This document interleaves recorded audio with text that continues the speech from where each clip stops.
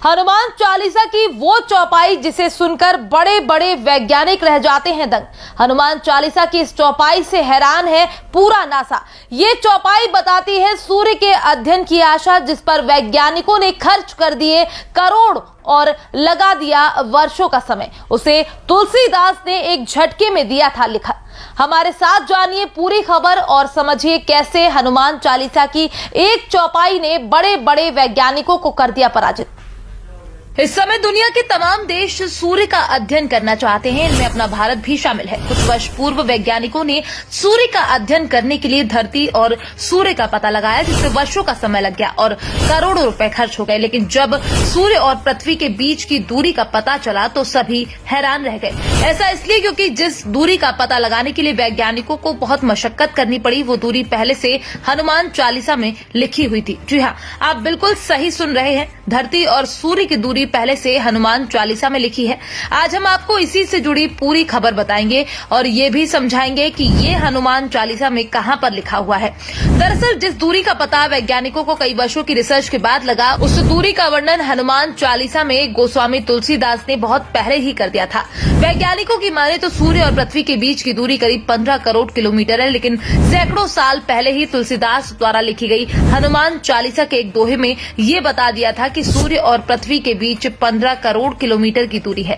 गोस्वामी तुलसीदास द्वारा लिखी हनुमान चालीसा के इस 18वीं चौपाई में सूर्य और पृथ्वी के बीच की दूरी का वर्णन करते हुए लिखा है, जुग सहस्त्र योजन पर भानु, लील्यो ताहि मधुर फल जानू। वैसे ये दोहा अवधी भाषा में लिखा गया है। इस दोहे का हिंदी भाषा में अर्थ निकालें तो अर्थ निकलता है, हनुमान जी ने एक युग सहस्त्र योजन की दूरी पर स्थित भानु यानी सूर्य को मीठा फल समझकर खा लिया था। अब हम आपको इस दोहे की दूरी में बताए गए एक एक शब्द का मतलब समझाते हैं। दोहे में लिखा है, शब्द जुग का मतलब है युग और एक युग में 12,000 वर्ष होते हैं। तो वहीं दोहे में लिखा शब्द एक सहस्त्र का मतलब होता है 1,000। वहीं दोहे में लिखा शब्द एक योजन को सरल भाषा में योजन बोलेंगे, योजन यानी 8। अब अगर हम इन तीनों का मल्टीप्लाई कर दें तो जो दूरी निकलेगी वही पृथ्वी और सूर्य के बीच की दूरी होती है। तो चलिए हम आपको मल्टीप्लाई करके भी दिखाते हैं। युग यानी 12,000 मल्टीप्लाई सहस्त्र यानी 1,000